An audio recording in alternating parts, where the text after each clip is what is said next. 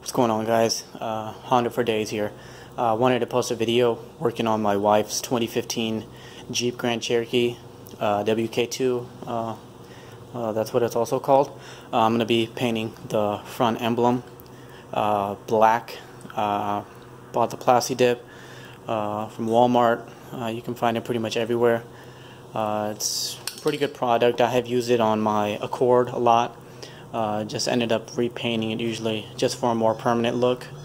Plasti Dip is great if you just want a temporary look, and I don't really like the chrome on this car, so just working my way around painting all the chrome pieces, or de-chroming it, you could call it. First things first, before I did everything, before I taped it and did everything else, I cleaned it pretty thoroughly. Once I cleaned it, I went through it one final time with some rubbing alcohol just on the emblem and the surrounding area, just so when you spray the Plasti Dip, if the whole surface is clean, it's going to be easier when you want to peel it off, which I'll show you in the video aspect when I start to peel it, how it looks. Next thing was taping it.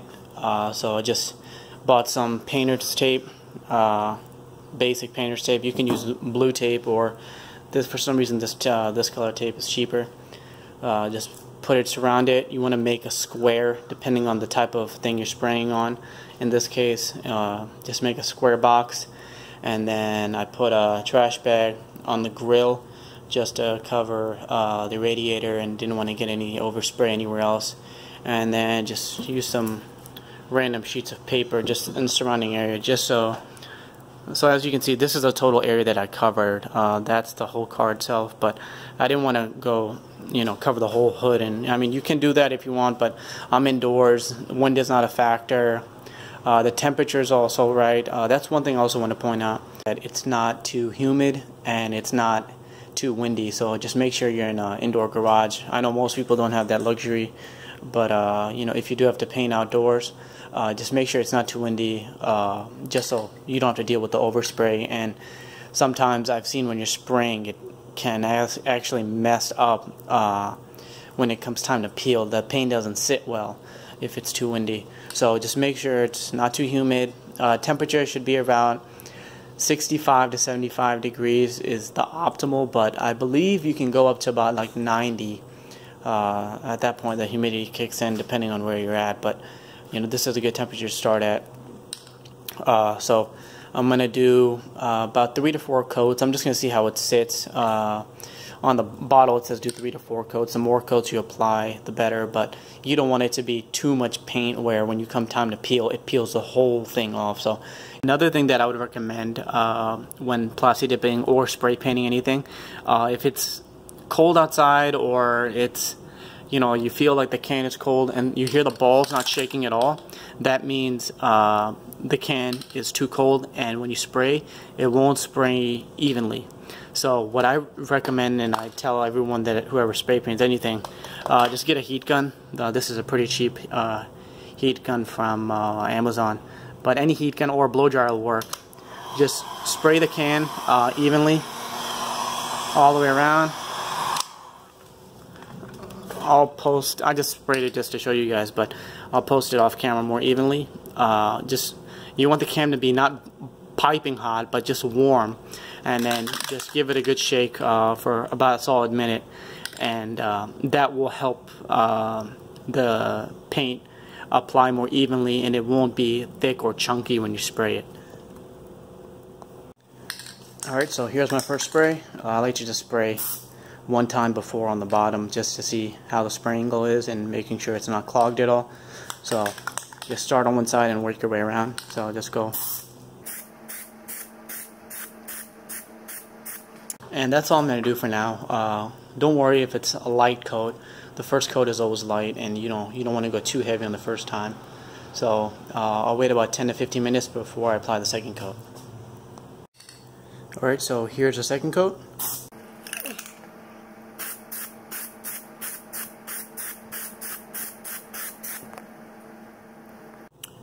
So I'm on the third coat now, and I'm going to go a bit heavy on the last few coats. So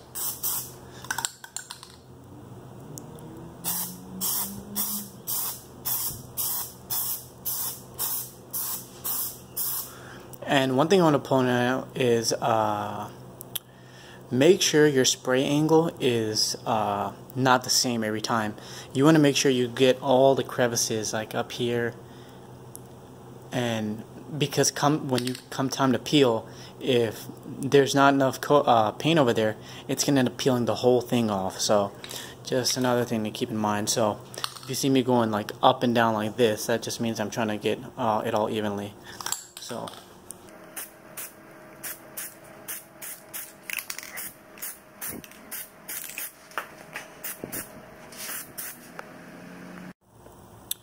alright, so this is going to be the final coat.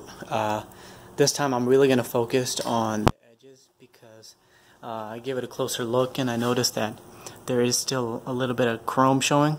So I'm just going to make sure that I go through it pretty evenly, and just want to make sure that when I go to peel it just doesn't rip the whole thing off. So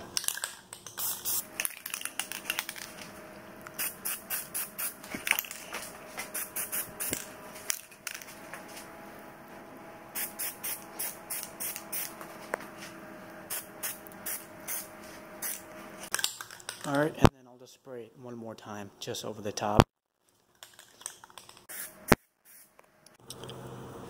Alright, so gave it about 30 minutes, let it sit. I'm going to start the process of peeling it. Fortunately, I don't want to do it with one hand because I don't want it to mess up anything. So I'm going to put the camera down for a little bit and then just report my progress as I go along. So this is where I'm at right now. Just remove the surrounding plastic, and as you can see, just going very carefully around the edge. Don't want to go too far. So like I said, I'm gonna keep doing this with both my hands, and I'll post a video of it at the end. Alright, so here's not the final product but close to it. It looks a lot more darker in the camera than it does in person. The finish is more closer to matte black or flat black. Not really a gloss finish, but I know Plasti Dip sells a gloss finish that you can put on. I'm not going to put a clear coat spray on this either, just this is good enough for now. I'll see how long it holds for. But I also just wanted to point out, to get the Inner Plasti Dip Out, you can just use a toothpick. Whatever you do, don't use a flathead screwdriver or any metal. The best thing to use would be a toothpick because it's not going to damage the paint anywhere. So just going with the toothpick, just pretty much it peels right out. So let me take care of this right now, and then I will show you the final product. Alright, so this is the finished product. As you can see, there is a little of a scuff mark. This is just the tape got onto here, so it left a little bit of a residue. I'm going to give it probably a couple days before I try to actually clean it off. It should come right off. I should have no issues, but overall it's a finished product, and let me know what you guys think.